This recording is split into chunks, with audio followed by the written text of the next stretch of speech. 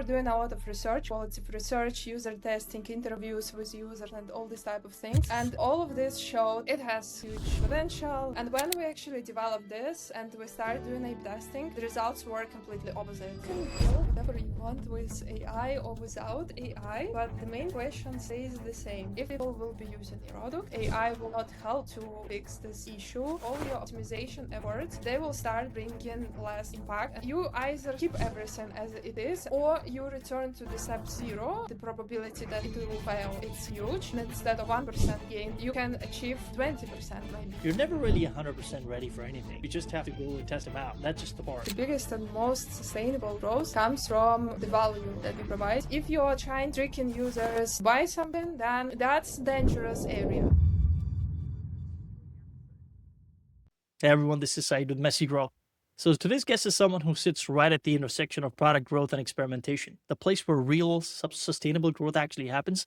So I'm joined today by Julia Salanko, Growth and Experimentation Specialist at NordSecurity, where she works on optimizing the funnel behind one of the largest VPN products with over 15 million users globally. I happen to use NordVPN. This is not a promo, but I do enjoy their product. So Julia has spent the last 8 years inside some of the Europe's fastest growing startups and scale-ups. She was one of the early team members at Glovo, very popular here in Poland. She helped launch the market from scratch and scale it to become one of the country's leading platforms. Along the way, she's run hundreds of A/B experiments, something I want to dig deeper into, worked deeply on acquisition, onboarding, activation, you name it, and developed a strong philosophy around growth that goes beyond just tactics. Because the reality is sustainable growth doesn't come from hacks or playbooks. As much as people will like to believe it, it comes from understanding how users think, how they make decisions, and how products actually create value. She's also mentoring the next generation of marketers as a team lead at Turin College, helping students build real-world code skills, and of course, learn how to think with data. So today we're going to talk about experimentation culture, product-led growth, what most companies get wrong about CRO, and how growth teams should actually think about building products that actually convert. Julia, welcome to the show. Hi. Nice to meet everyone. Thank you. Thank you so much for being here. So your resume is very expensive, very impressive. I'm really wanted to have this conversation. I'm a huge fan of Nord.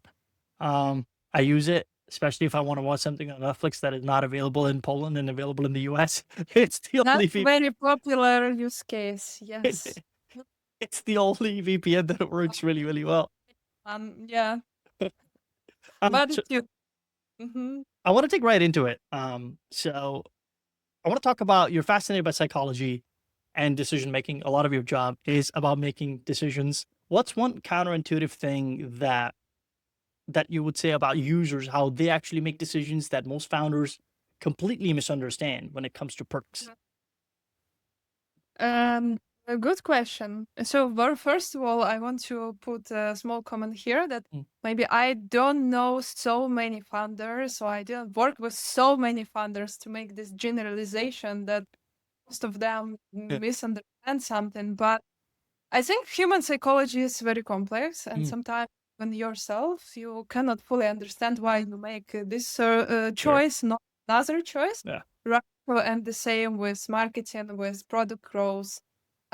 Sometimes it's really hard to understand our users, why they make certain choices. And I will share maybe some findings, some learnings that I've made during my experience later on when I'm answering also some other questions that you prepared for me. Yeah. But in this one, what's interesting inside that I found is we should, I think, take any user feedback with a little grain of salt, not take it as a direct recommendation what to do with our product, what to do with our offer, because this is like a very hypothetical situation, what they're suggesting. And in reality, when they're making the decision, the decision is primarily emotional, I would say. This is what we see. And this is, for example, I can share maybe a quick example from my experience. It was a few years ago. We were exploring one idea, and we were doing a lot of research, qualitative research, user testing, interviews with users, and all these type of things. And all of this showed that one idea that we were exploring, it has huge potential, like it was promising, users were given positive feedback, and so forth. And when we actually developed this and we started doing A/B testing, the results were completely opposite.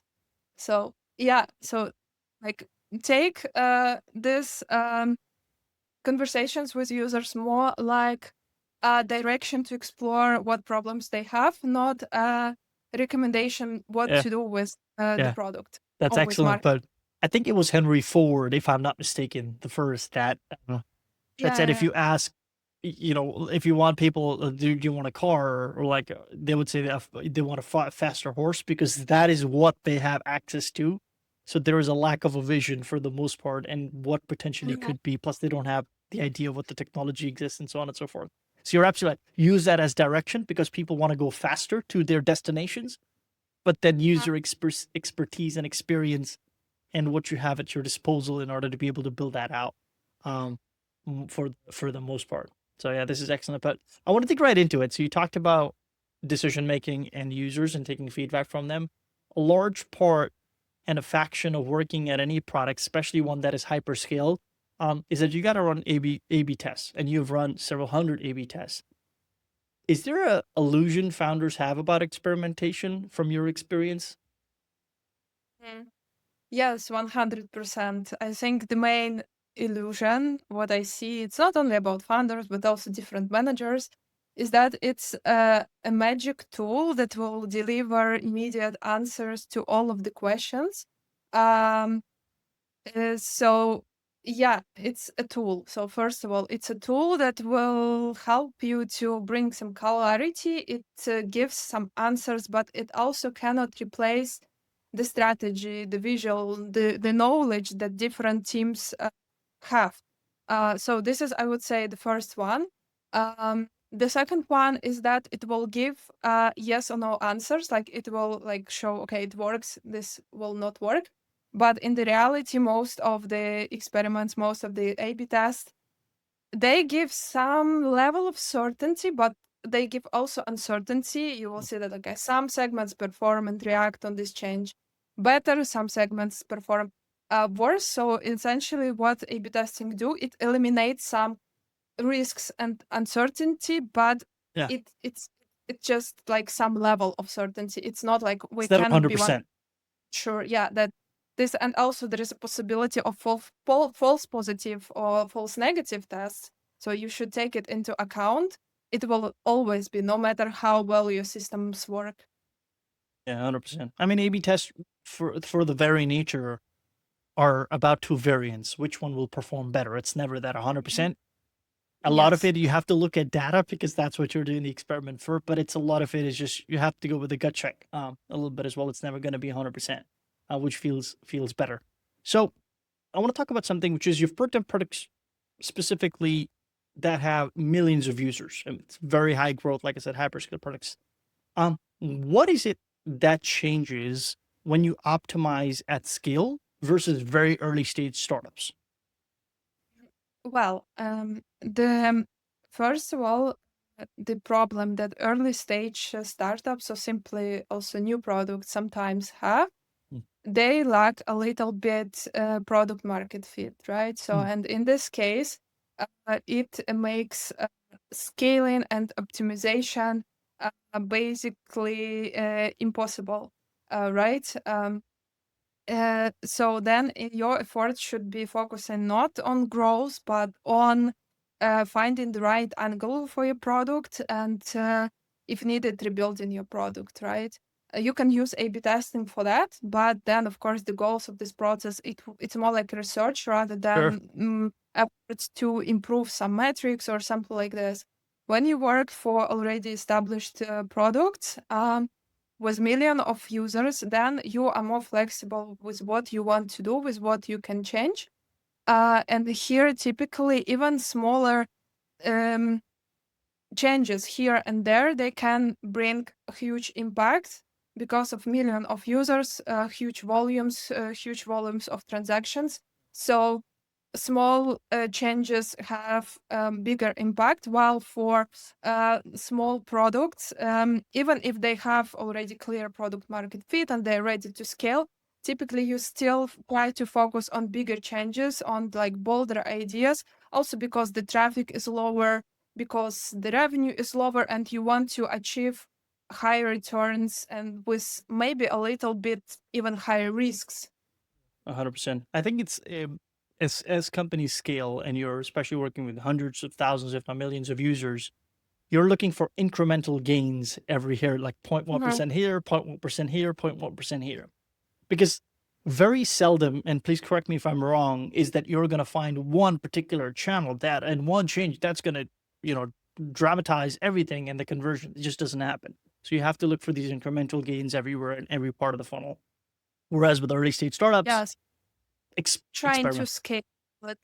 Typically, what we do, we take some portion of the traffic, a specific channel, we experiment there, and then we try, especially with some maybe a little bit more riskier ideas or complex ideas. And if we see that, okay, there is something interesting, we try, or if it's positive, we try to scale as much as possible 100%. because granularity also higher.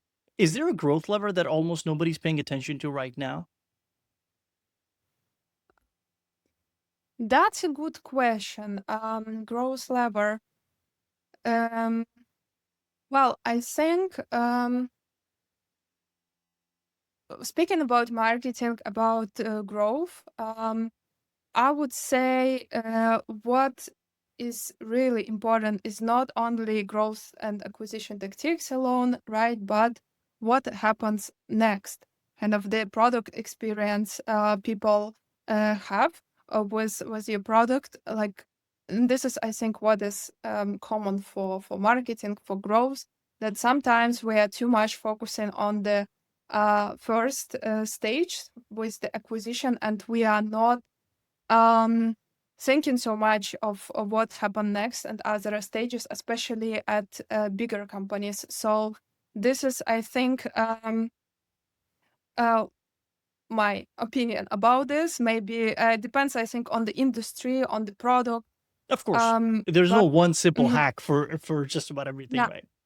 yeah, especially for bigger Mm, companies, I think my take that you should take the product and the growth more like holistically, yeah, not like 100%. it's only acquisition or only retention, Yeah, like yeah, more yeah, like full yeah, 100%. I was wanting to ask you something. How do you prevent teams from testing random ideas where I kind of feel like that so I'm in sales. You want to run as many experiments and tests as possible. Like I think 20% of the time that's what I'm doing. But I will be honest that a lot of times I kind of felt like that I'm just running an experiment just to feel productive. I don't know if it's really going to move the Yeah, needle. How do you prevent that from happening? that's a very good question. And this has happened. This can happen in any team, I think, Mm, when you are especially very involved and you mm, have your favorite idea, you yeah, believe it will work like yeah, 100%. I think establishing certain rules and creating this working on evidence-based hypothesis, first of all, clear hypothesis, you should answer the questions like why behind, why are you doing this? Not just doing, but like yeah, kind of this, what are you doing and why are you doing? Trying to find data that supports your idea either by doing, I don't know, maybe your internal research, checking the data from analytics system or doing competitors research, checking some studies from other companies. So like essentially what you need to do is to find as much evidence as possible and create a clear prioritization, because if you are focusing too much efforts and if you are just doing some small tweaks here and there, which mm, has no proof that it will work, you are just losing time, you're losing money, you're losing resources. Instead, you have maybe some yeah, bigger impact ideas in your backlog. yeah, yeah, 100%. On the topic of A/B testing, is there such thing as too many testing or too much testing? Excuse me.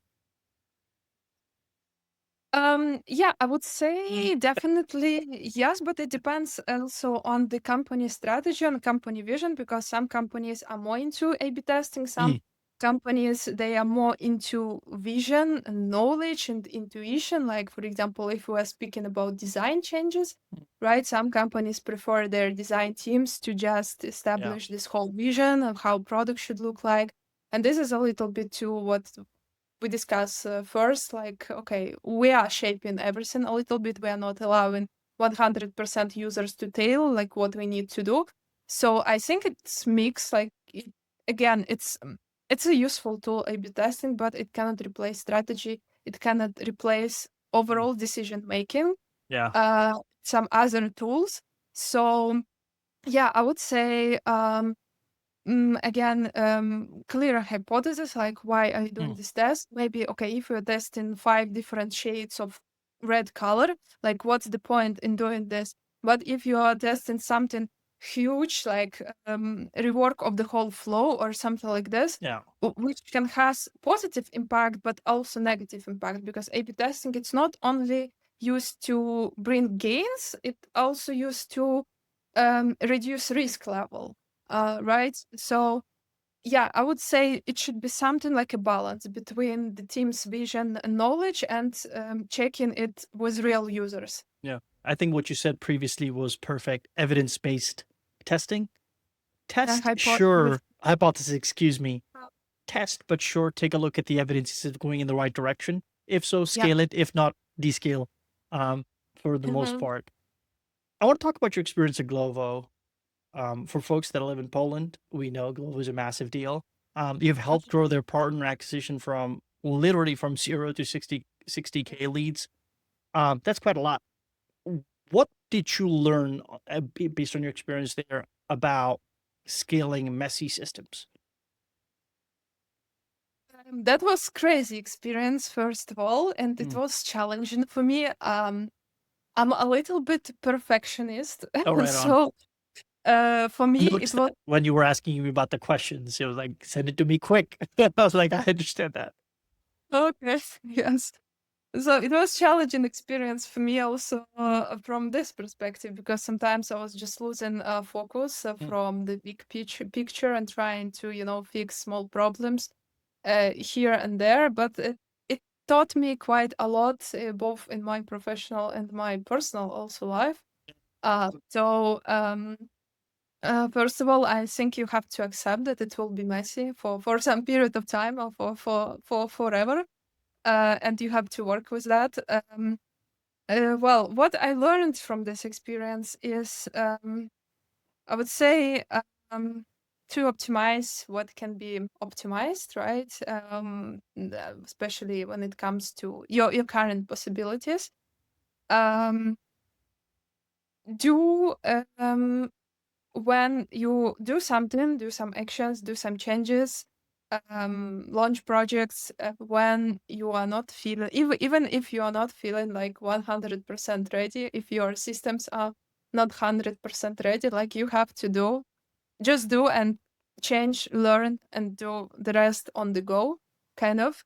Um, yeah, I actually, even There's one it thing I would sound, argue here, which is yeah, you're never really 100% ready for anything. You just have to yes, go and test them out. That's just the part, right? Like, to give you an example, I think upon doing research, you teach yoga, you do yoga classes. You're never really 100%. Like, is that for me? But you just got to go ahead and try it out, experiment it to see if this is kind of like the flavor of what you want to do and do it. So I think that's a good analogy to put in there. yeah. So it's a kind of better done than perfect. So this is Yeah. like this, and focus on the big picture, on big problems, and not spreading your attention on some minor things that you Mm. want to fix. Yeah. So I think, and also the speed, because everything was super fast and it was not possible to, if you have any problem, you have just to fix it. Like you have to Yeah. find the workaround. You cannot like spend a month or something like this doing development or something. Yeah, you have to do it. Like you have to find a way how to do it. Yeah. It I'm doesn't. gonna Yeah. I'm gonna give you a very weird analogy, but it's gonna tie well to the question. Yeah. You see how systems always fail, or certain systems fail at certain points. Like, to give you an example, BMWs are notorious for failing their coolant pipes. They just break. They're very brittle. They're connected to plastic. Everybody knows that before you hit 100,000 kilometers or 60,000 miles, that thing is gonna break. Mm. So you know what you're looking for and optimizing for in a BMW. That thing is gonna Yeah. break. Is there something that breaks when growth actually starts working? Are there particular culprits always that you look at and go, yeah, I foresaw that. Yes. So when you start, typically you start with small volumes of everything, like small audience, small volume of orders, small base of partners, right? When you start scale, it's normal that teams are usually not ready for that, and literally, I think everything can break, starting from some internal systems and tools that they are not ready for some specific volumes or for some specific needs even that start appearing. Data that's very like if you have a little bit messy data at the beginning, typically with higher volumes, it becomes like chaotic. Then the product itself can break a little bit, or even if not break, it can start limiting your growth. If there is a certain demand from your partners, for example, or from some departments, or you see a new segment that you want to attract as your potential like audience, right? But your product is not fully adjusted to that. That becomes a problem because development takes time. It takes a lot of time, and typically you cannot like if you're early stage startup, you cannot afford yourself waiting like 6 months until the new feature or something like this developed. 100%. I've been meaning to ask you something, which is what's harder, launching from zero or optimizing at scale? I think it depends. Both of them, both of them can have some complexities. It also depends on what we are launching, right? If we're launching products, if we're launching like Sure. some maybe marketing funnels, onboarding flows, whatever. But in general speaking, um, when we are launching, the main complexity is that we have to do something with a huge level of uncertainty, or we don't know what will work, what will not work. We have to align on a team level. And usually everyone has different opinion. You have to prove that okay, your strategy will work, but in fact that you don't know for sure if it will work. So we need to put huge efforts, and the product in this wide definition, let's say, that we are launching, most likely, if we have certain benchmarks, it will start performing a little bit lower than your benchmarks. And then you start optimizing step by step, doing changes here and there, identifying problems. But when you have already a product which is established, which is optimized at a certain level, then you will see that over time, all your optimization efforts, they will start bringing less impact. And at some point, maybe even it will become invisible, like you're doing something, but the gains you are receiving, they are really, really small. And in this case, we had this in my team. And in this case, the decision probably that you either stay as keep everything as it is and just enjoy the stability, everything works, or you return to the step zero when you launch like kind of from zero. But at this point, of course, you're not launching from zero, but you're doing some huge structural changes, basically change something drastically. And of course, in this case, the probability that it will fail, it's huge. But also there is maybe 1 out of 10 probability that you will reach some sort of success. And instead of 1% gain that you reach from your continuous optimization and iteration, you can achieve 20% maybe gain, right? But also there is, again, high probability that it will not be successful and you will lose your resources and time. Yeah. You know, I want to talk to you about AI. It wouldn't be a conversation if AI wasn't course. involved. um, Yeah. and one of the things that I've seen, and of course, I'm sure you've noticed too, that AI has made building things extremely easy. Products, that is. You write a prompt, it can build it out for you. You write a prompt, it can clean it up for you, build the workflows that you're looking to build for. Needless to say that the barrier to entry is extremely low. Has it made growth easier, or in your opinion, very hard? From my experience, I definitely cannot say that it made something harder. It made certain areas easier, but at the same time, there is a lot of noise right now about AI, that it can replace teams, it can replace like a lot of things. Again, it's an instrument that you can use and really can speed up some things Yeah. some manual, especially things like even something related to data analysis, competitor research, market research. Yeah, it can suggest you a few hypotheses maybe for your experimentation based on. Yeah, I've received really good insights sometimes from AI, something that I was not thinking about. But again, this is like a tool.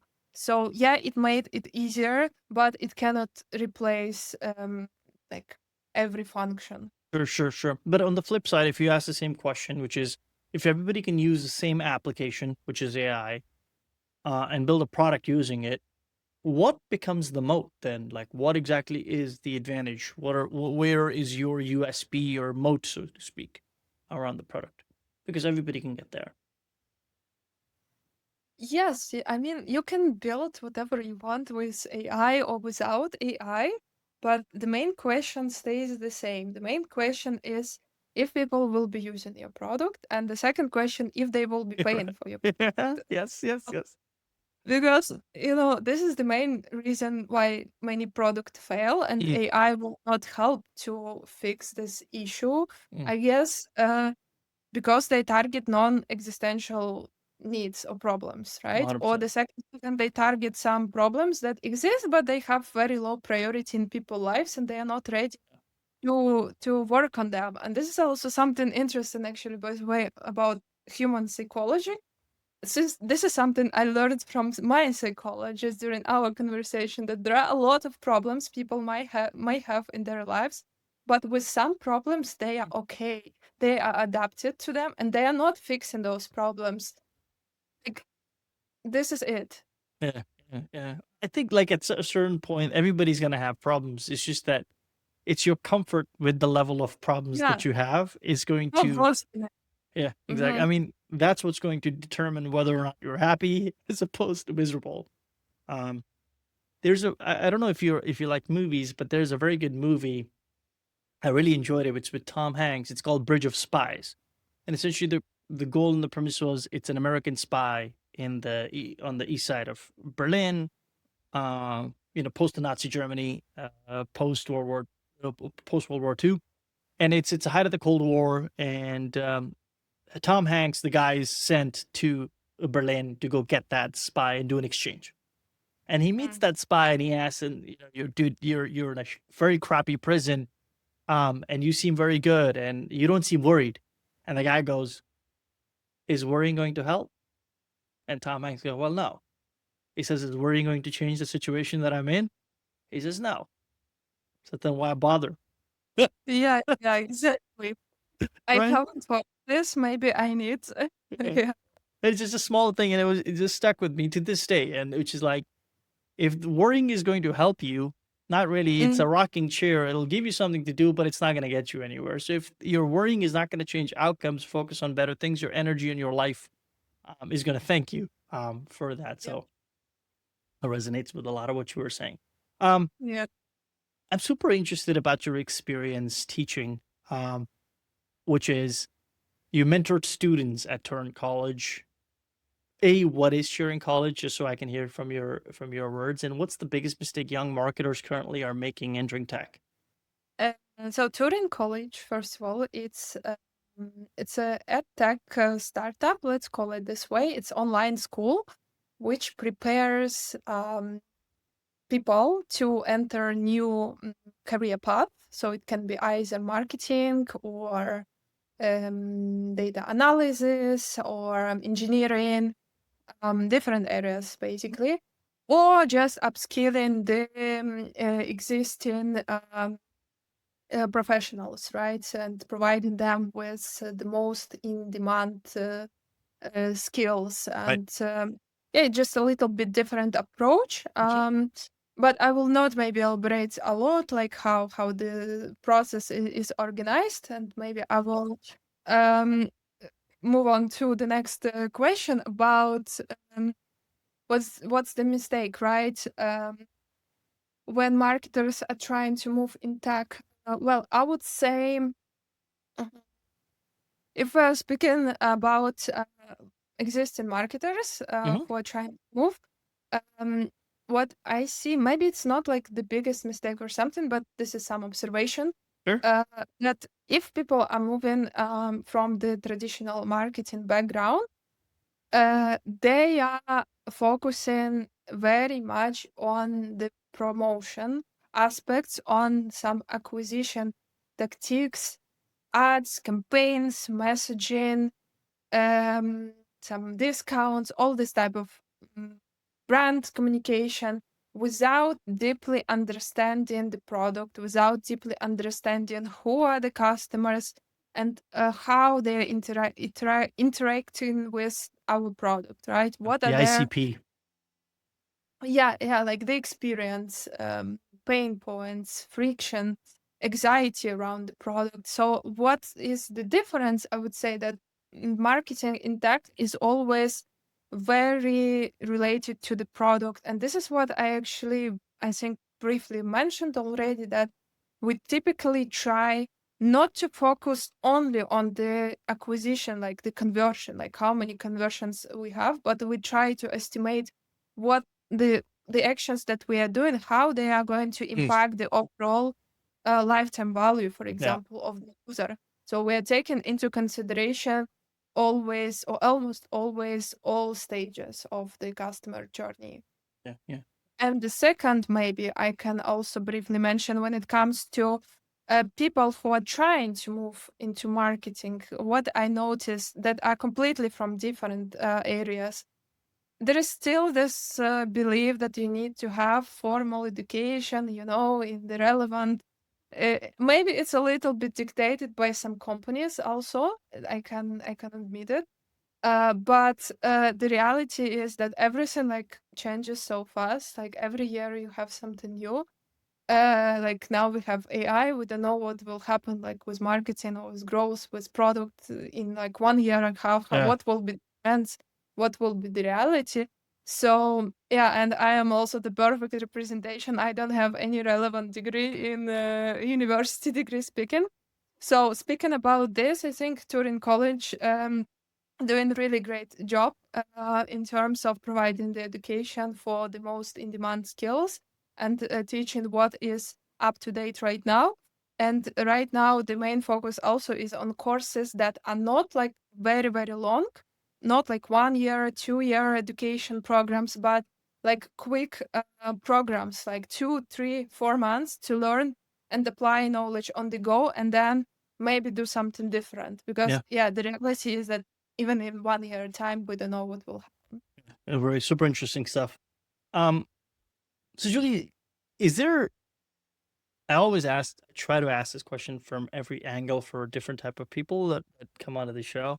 Is there a belief about growth that you hold that most people, let's say in your industry, would disagree with? Do you have something like that, like an outlier growth belief, or you feel like it's pretty much subpar with pretty much everything that is going on out there?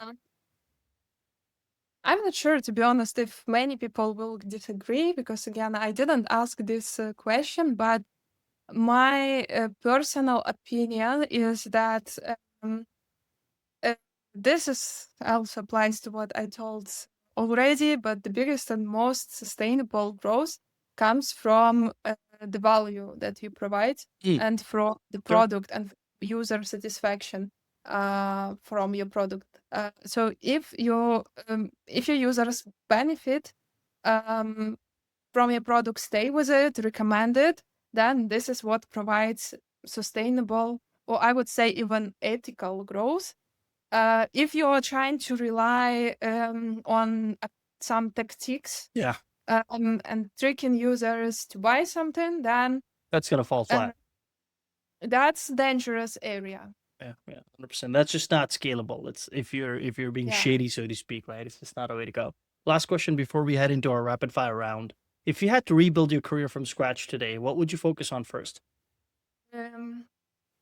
I was thinking about this question for some period of time, uh, like even before this our conversation. Like this is interesting question, and I think many people sometimes have it and asking themselves, like maybe I've done something Yeah. wrongly, maybe like I should have done this or that. But I would say it was very hard to predict. The place where I am right now, I could never predict like that I would be here. And in terms of hard skills, in terms of some knowledge, things are changing. And again, right now I'm learning something new. In 1 year, I will be learning something. So this is like ongoing process. And what I learned before, maybe something is not relevant.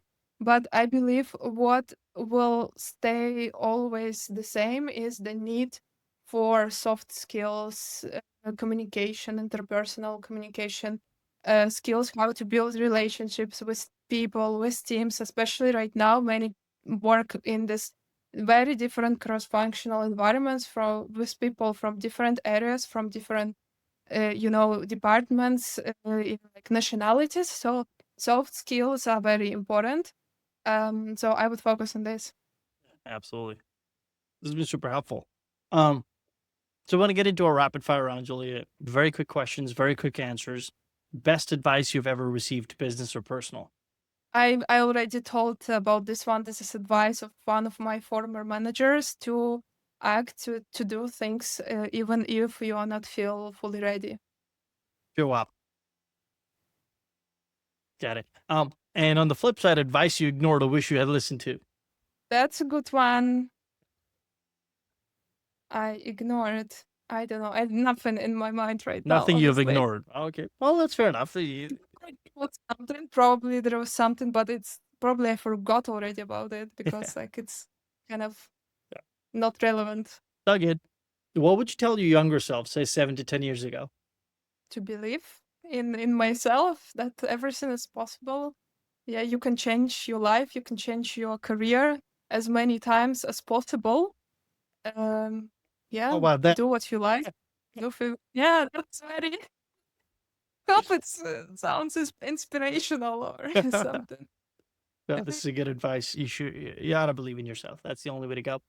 And one ongoing challenge in your current work that keeps you up at night? Well, to be completely honest, right now I am focusing on some like small career, let's say, transition. Oh, right on. Um, What are you yeah, doing? so and on that. Sorry? What's the career transition? What are you trying to do? Yeah, I'm trying to move into product management or Oh, like no. growth product from Oh, marketing.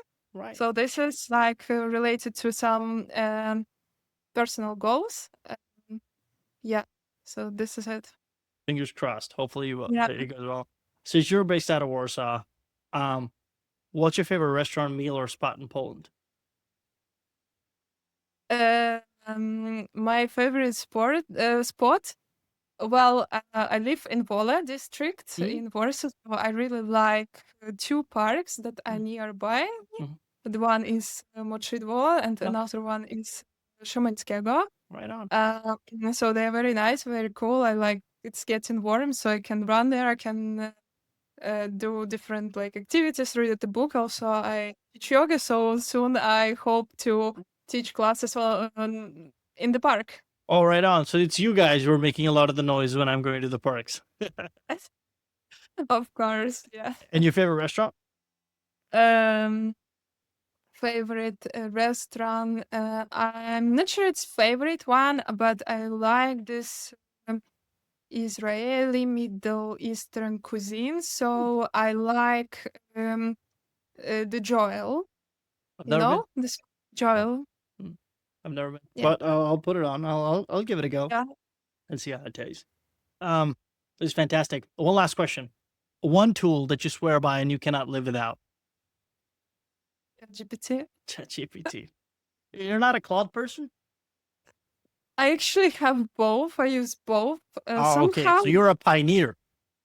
Yeah. Depends on the question, I Mm, think. yeah. Once Oh, you really? ask. But Interesting. I think GPT is more universal. Like for Yeah, I different. think it's a little bit more faster too. I've noticed that Claude is a little bit slow for the most part. But yeah, cool preferences. Julie, this has been fantastic. Thank you so much for having a chat with me. I really appreciate it. Where can listeners find you? A LinkedIn. Perfect. Well, LinkedIn is the place to go. I will share. I will share. This is perfect. Unless they want to practice yoga, and then I can share my other Yeah. papers. Is yoga really effective? Depends on your needs, on your what you want to achieve.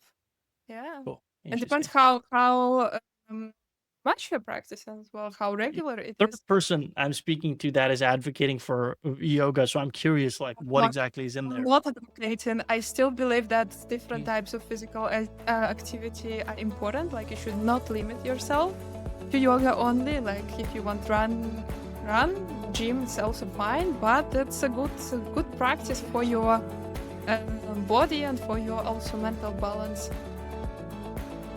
Yeah. Making a note for myself. Mental self and body. Do yoga. Got it. This is super helpful. Perfect. Julian, thank you so much. I appreciate you coming on. Folks, if you got value out of this, share it with someone who needs to hear it. I'll see you next week. Thank you. Ciao. Thanks.